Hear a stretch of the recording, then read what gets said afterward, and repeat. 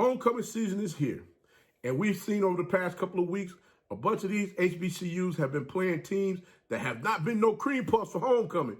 And you know what?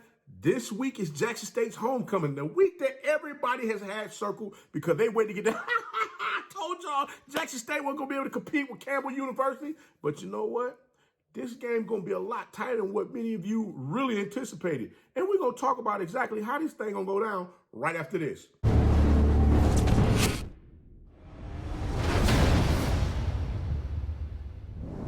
You know, it's your favorite coach back at it again. 10 toes down, about to tell you how it all went down. This is Tomorrow Leader Sports Network with your host, Coach Walker. If you're new to the channel, please like, share, subscribe. Hit that notification bell so you can get all upcoming videos. For all my leaders out there, welcome back. Y'all know the drill. Y'all know the routine. If you haven't done so already, please like, comment, and share these videos. And tap in a friend or two and tell them to come on in. It's never positive vibes. We're just having a good time talking about HBCU sports. And don't forget, you can follow us on all social media platforms. The links are listed down below in the description. So without further ado, we're going to go ahead and get on in this thing. But first, let me remind you one thing. If you haven't done so already, if you subscribe to the channel, make sure that you click that post notification bell so you can get all upcoming videos. You can get that notification that Coach just dropped another video. If you have not subscribed to this channel, guys, we're on our way to 10K. And guess what? Without you, there will be no me. So make sure you go ahead and tap in a friend of a friend of a friend and tell them to come on in. And you as well, go ahead and click that subscribe button. What you waiting on? Let's go ahead and get that thing out the way. And don't forget to hit that post notification bell as well. But you know what? Coach going to go ahead. We're going to tap on in. We're going to get to this thing because y'all are like, all right, Coach, we hear you over there talking about what Jackson State gonna be able to do with Campbell, but we already know what Campbell gonna do to Jackson State. Really? Well, let's go ahead and get into it because I'm gonna tell you this right now. We already know Campbell has a big offensive line, okay? If you look at these palms right here, you can tell I played on the offensive line. And what's one of the best things that can get beat playing on offensive line that got big fellas up front? Speed. Because you know what? Things get a little tight in the game.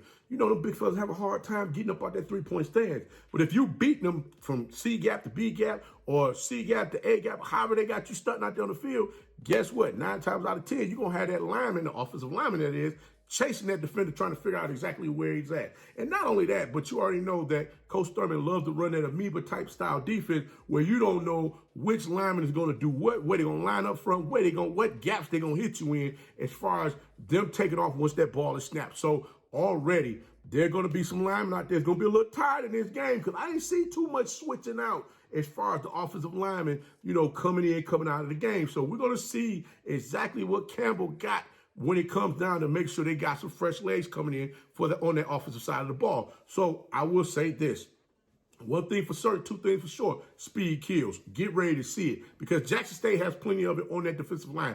Not only that, you got players that haven't even played yet.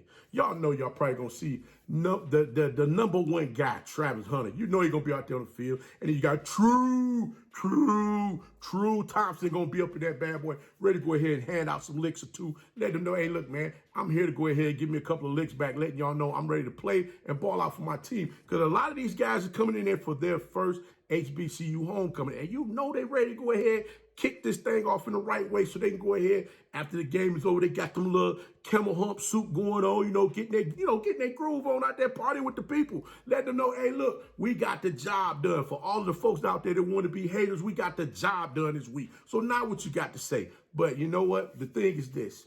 At the end of the day, I can sit here and pop off all I want. I ain't on the field playing. But, hey, Coach Prime, I do got 5 plays left of eligibility if you need me. I'm just saying, if you need me, I got 5 plays. Just hit me up. Hey, hit me in the DM, bro. I can get out there, get on the line, give you about 5. I give you 3 plays on offense. I give you 2 plays on defense. That's all I got, Coach. That's it. The one thing that I looked at as far as the quarterbacks for Campbell University. Campbell has Williams QB1.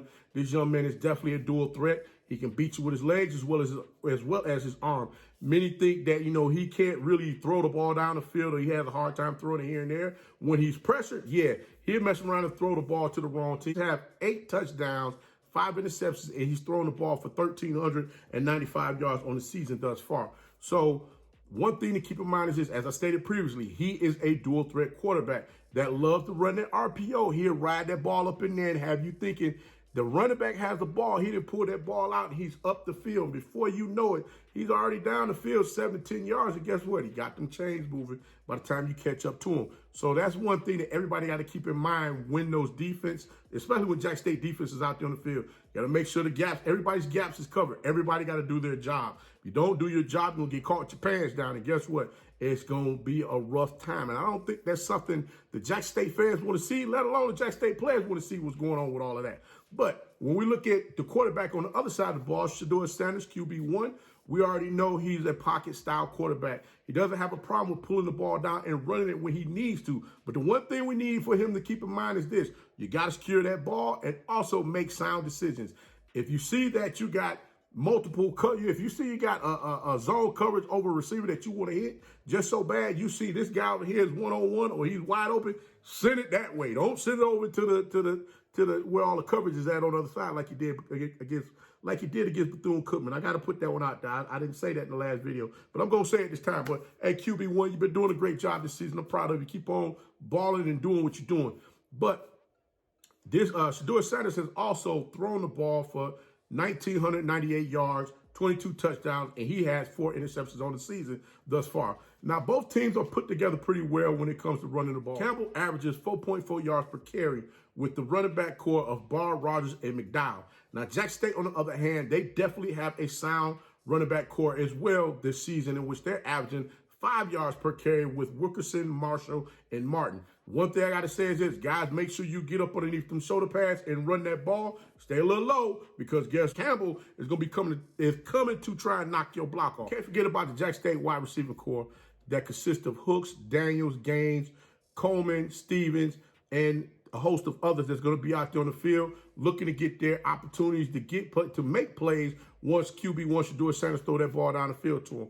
And not to mention, all of these individuals have the opportunity to get out there and just ball out. Now, one thing you can't forget about when it comes to the Jack State wide receiver core, you got to keep in mind, Campbell, that is, got to make sure that they account for the running backs coming out of the backfield on flares or, out routes that they run out the backfield. So it's going to be, this is going to be a good chess match that we're going to see as far as with the offense against the defense of Jackson State and Jack State offense against the defense of Campbell. Now, Campbell defense, they don't have a problem with lining up 8 in the box. Now, they definitely have a young man in number 9, Brevin Allen, who's a defensive lineman for Campbell, who will whoop an offensive lineman's behind off the ball, especially if his footwork is trash. I sat and watched this young man just beat up on a couple of folks during the Robert Morris game and a couple of other games. He was beating them off the ball, but he wasn't getting back there to the quarterback in time once the quarterback was able to make plays down the field. But this young man definitely can be a game changer if he can definitely be a game changer if an offensive tackle is unable to block him. So that's another thing you got to keep in mind as well.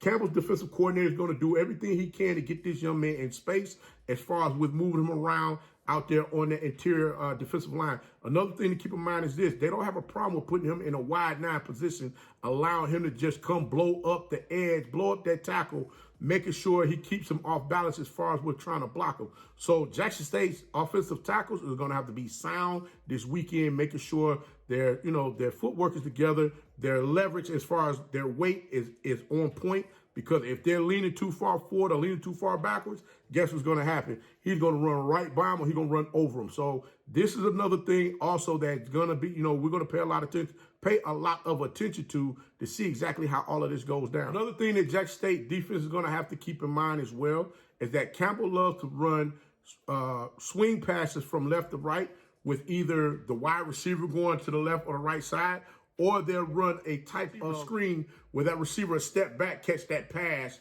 allowing them to get up the field and get big chunks of yards, because you have the defensive back playing so far off of them. So, like I said, this is going to be interesting to watch to see how this goes. QB1 for Campbell University's favorite receiver is Julian Hill, in which he loves to throw that ball to that young man because he always finds a way to get himself open. And not only that, but he's also found another favorite receiver in Fitzgerald, who has been breaking daggone defensive backs down with those routes that he's been running as of late. That young man can be dangerous out there on the field. So Jackson State's going to have to account for him as well. Jackson State's going to play the amoeba-style defense, trying to confuse the offensive lineman up front, for Campbell University and also confused the quarterback as far as setting up his protection for himself while in the backfield if he's looking to throw the ball down the field.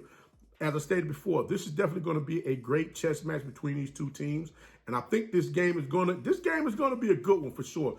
Definitely everyone is going to be battle tested out there on the field to see exactly where each team is as far as from a building standpoint and where they may be missing some key pieces out there on the field.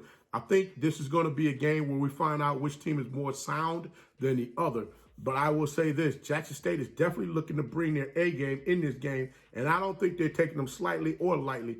I don't think they're taking them lightly at all because there's a lot that they're looking to accomplish in this game. Because one thing I say is this, they remember they've forgotten that bad taste in their mouth from that game they played last season against Louisiana Monroe. So they're definitely going to be looking to come out there and solidify themselves this season, letting everybody know, hey, listen, it was a fluke last year of what took place, but they're looking to make sure that they go ahead and march forward, keeping that O intact. Guys, I'm going to tell you this.